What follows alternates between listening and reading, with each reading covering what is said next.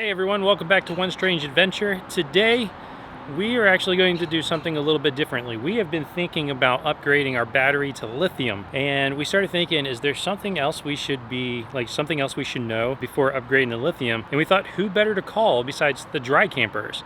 It's Leanna and Mike, who actually travel the country and install solar systems in RVs. So today you're actually going to find out some information about lithium and converters, inverters. So check out this video and I hope it's helpful.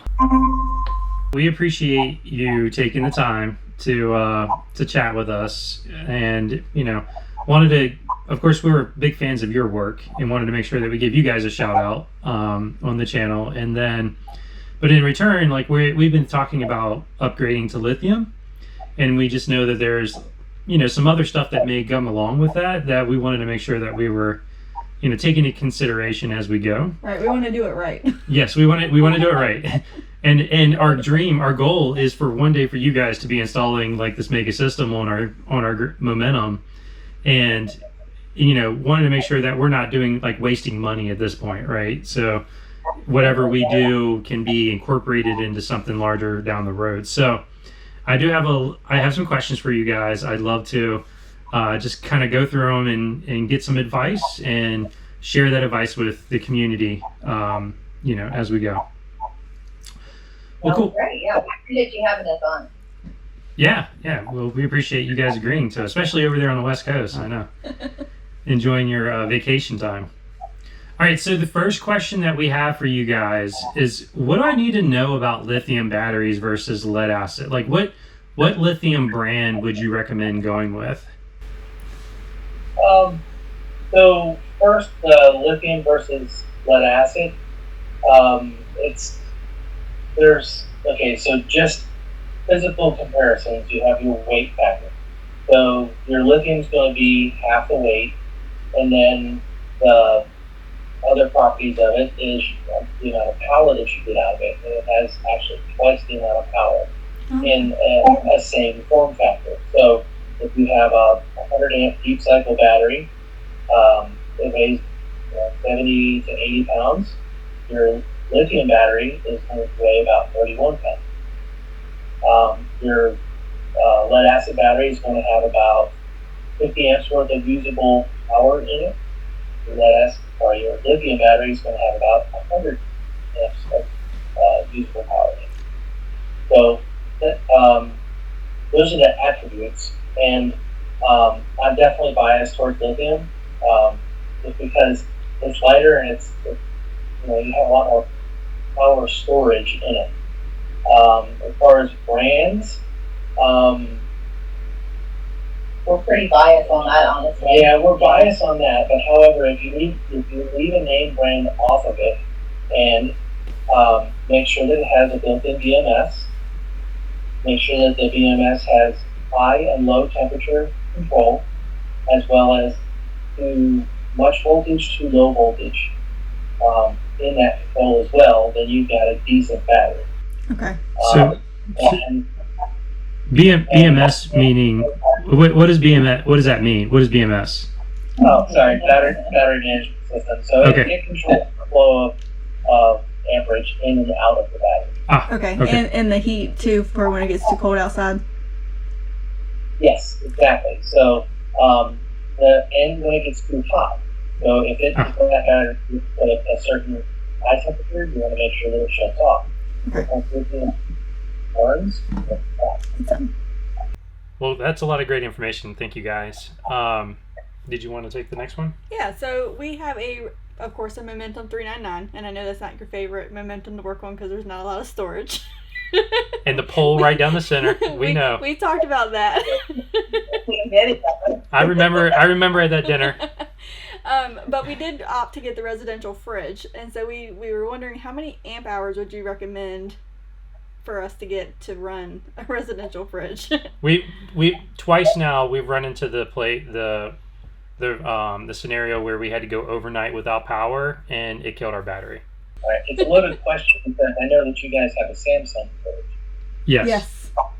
Oh, okay. And it's super, super power efficient. It actually Right, is. yeah, they're eco-friendly. Yeah, it's probably the most powerful fridge I've ever seen. It draws, on AC power, it draws the same or less than my 9 cubic foot more cold whenever it's running on electric. Wow. Oh, wow. I didn't know that.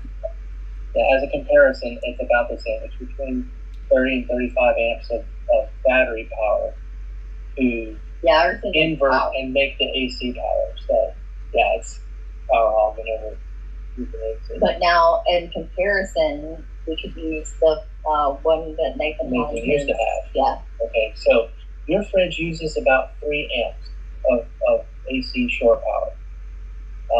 Nathan from Let's Jump More Journey, his fridge was a Whirlpool. It used 8.5 amps of shore power. So an easy conversion, if you know the amps of something that plugs in the wall, to be able to figure out how much batteries you need to run it, is multiply your plug in the wall shore power amps by 10. Okay. So for your fridge, you need about 30 amps whenever it's running. You don't know when it runs, though. That's the hard part. So we would kind of have to assume. So it's easiest to do it 30 amps an hour. Yeah, it is. Okay. But now 30 amps with your fridge, and the exact same size fridge uses 85 amps, but your other fridge isn't. So that's a huge difference. Or if you don't have solar and you're just running on batteries, Yep. Nathan's fridge used 85% of a battery per hour at $800 a battery. Yeah, so when you're talking, you're over 90. I mean, for how many hours? Right. What you're saying is the $40 a night at the campsite is not that bad of a deal.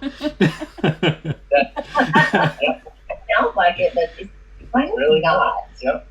So, coming back in, so for your fridge, for the Samsung fridge that uses around 3 amps per hour, I always allocate at least one battery out of a bank when I'm doing the calculations to be dedicated solely towards the fridge. That's assuming that you have a bank and a solar system on the roof and inverters and the whole setup.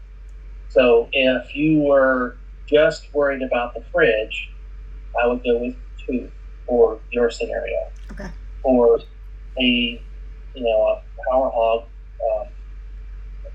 Whirlpool. If Whirlpool, I would double it and go with 4.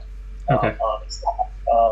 But there's more to that answer, and I think we're going to cover that in a little bit. Okay. You can't just put batteries in there. Right. Yeah. So minimum 2 is what I'm hearing is what you would recommend. Yes. So that's a good starting point. yeah, that's a good starting point. So 1 for the fridge and then 1 to power everything else. Yes. All right. And of course we have our inverter already. So we have an inverter and we have a generator. Right. So I know we're going to get that in just a little while, but Let me throw one I was extra going to thing say in. on that, yeah. Okay, so generator. Oh, okay. Yeah, just something different. So, whenever you have batteries, period, lead acid or lithium, you always want to be able to monitor your batteries to make sure that if you get super low, you still can start your generator. Right. Because it starts off of those batteries. Right. right. Yeah. So I've run into that before too. So when he came back from Indiana, we parked the rig Great. at our church parking lot. And then it was like 11 o'clock at night. So we just ran back to my mom's house to sleep. We went back over there in the morning and everything was dead. And of course So- you can't get the generator going because you don't have a battery, and you can't use a battery because you don't have a generator. So So I had to go. hooking it up to the truck for a little while.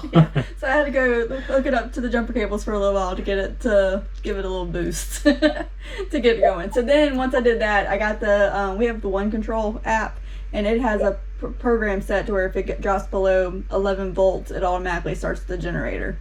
So I turned that on, and then after that it worked out great. But then I had to constantly check the gas to make sure we weren't running out. Everything is a catch-22 with this. Yeah, it really is. It really is. Yes.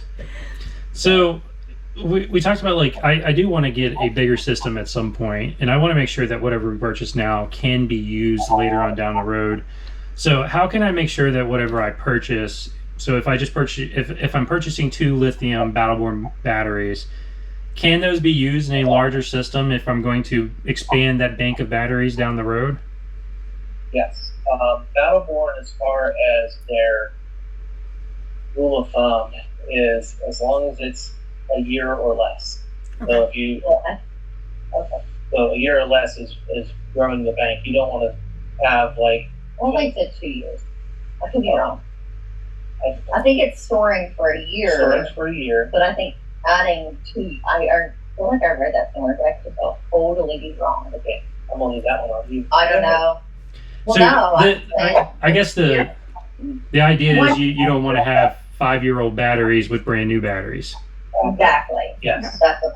So Correct. if we buy, say we buy 2 Battleborns today, as long as we buy more before the year is up, we'll be good. Or if we could expand.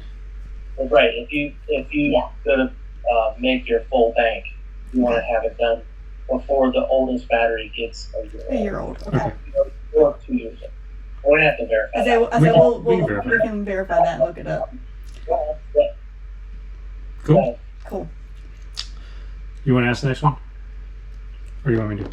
Well, you already used that one. Yep. Yep. You can do that All right. one. So the next question we have is I heard that the normal converters will not fully charge lithium or charge them as fast.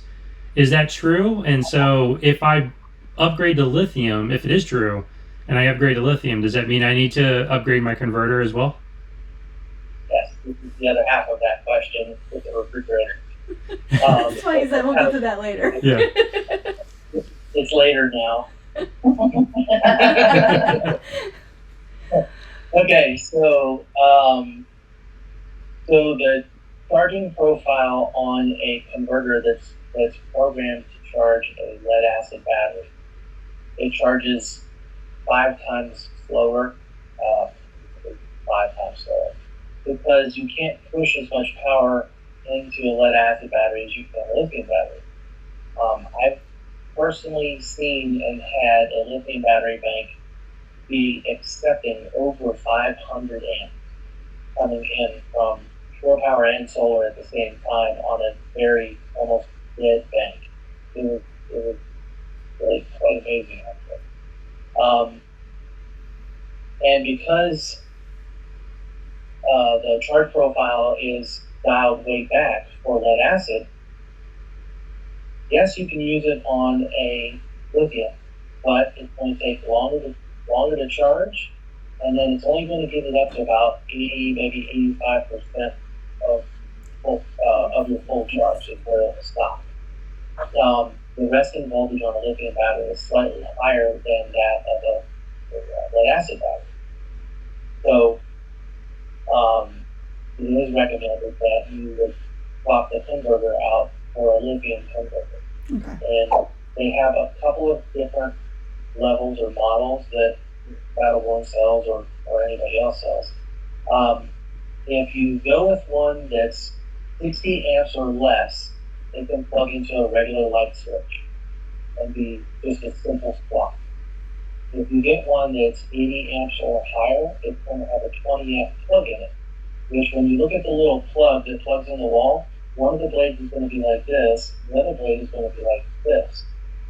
So it has to have a special 20 amp socket, which in most RVs is only on the back of the power box, the breaker box. Okay. To see it, you would have to take the breaker box out and look at the back of it and make sure that it had the slot in it, or you'd have to put in a 10 gauge Romex, a special line on a 20 amp breaker coming over to a 20 amp plug. You're going to go with a more heavy duty robust charger, maybe next year. Gotcha. So you lost me at having to take the breaker box out, and so we will probably go with the The 60. smaller converter and just upgrade it down the road if we need to. Well, so the converter is something that once you install your like a system with inverters, If your inverter is an inverter slash converter, it'll charge the batteries or generate inverted power. Then the lithium converter that you're installing is kind of not really a throwaway, but you won't use it whenever you go with your full system. Okay. Okay. All right. So we do have an inverter in the bay for the fridge now. How do we know if that one has the converter on it? It doesn't. It Doesn't. doesn't. Okay. So if you take go over by your wet bay, Maybe after Grand Design sees this video, though, maybe they'll start doing this, though, because frankly, it would save a lot of people a lot of money on this thing. Yeah. You know, combining the Inverter converter. putting a lithium converter in there. How about that? well, it has to be lithium batteries because otherwise it'll. Well, did they offer that as an option? We didn't actually build We didn't ours. get to build it. Somebody else built it and then backed out of the deal, so we snatched it up. I'd be curious. I'm so Yeah. sorry. No worries. But so yeah, lithium converter would definitely. They were talking about their inverter. Yeah. Sorry. So when you take the walls out, take the walls down in your basement, Yeah. it's far over, like deep into the basement. Okay. Inverter is, yeah. Okay. So you have a separate inverter, separate converter, and then separate breaker box. Yeah. Um, Our inverter is actually in the bay beside the It's the above generator. It's like above mounted the to the generator. ceiling of the front bay. That's pretty normal for Grand Design. If I may interrupt for just a minute, though, I know I'm going crazy. So literally 4 days ago, Battleborn actually posted this on their Instagram and their social media, saying that with their batteries, you can add new batteries to your original bank up to 2 years down the road without damaging, reducing lifespan, or harming them in any way. Okay. Using only the highest quality materials, all Battleborn batteries are performing the same way. That's good to know. Yeah. Yeah. So we Yeah. have 2 years. It's really good. All right. Ready? You want to get the last question? If someone is purchasing a new RV and wants to install a larger solar system down the road, do you recommend them doing the factory prep, and if not, why? Now I think I know the answer to this because I think we talked about this before, but I wanted to share with the community because it was kind of surprising to me too. You know, it was funny though, because we recently had a conversation like this with Jimmy and Lisa on Find It Cafe. And so it was, they were like, huh? You know? Yeah, because you know, all of the fusions are now coming with solar prep. Yeah. So it's a big, that's a big conversation around the RV community. That's a big selling point for them.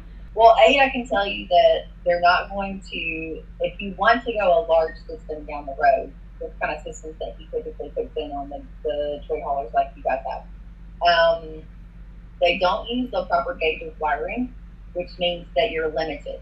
Usually you're limited to 500, maybe 600 tops watt solar. Okay. unless you do what? Unless you series them.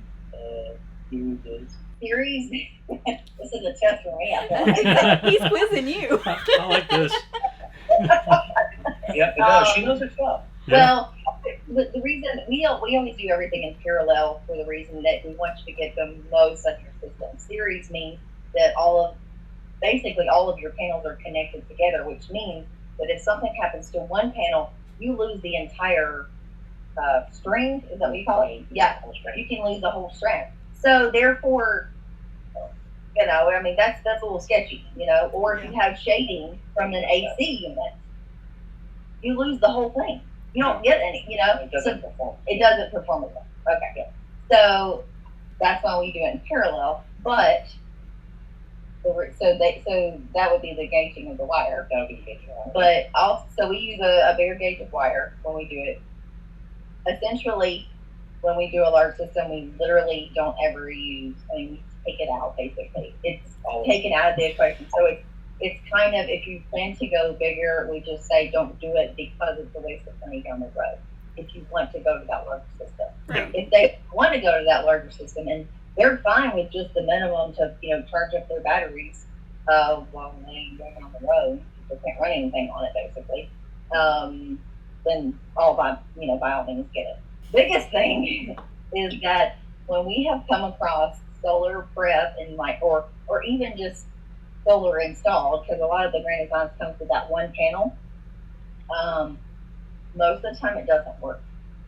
And air strings are actually just as bad, yeah. And it's probably lack of just knowledge on the manufacturer part, which is kind of sad, because if you're going to offer something and you're paying for it, it should probably work, in my opinion. Be a good idea.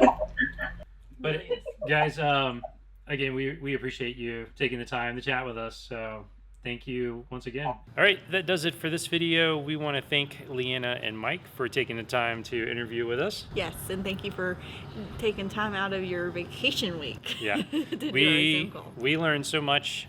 We know if you're going to do one, you might as well do 2 batteries, especially with a residential fridge. The stock inverter, converter, those things need to be upgraded to handle the lithium.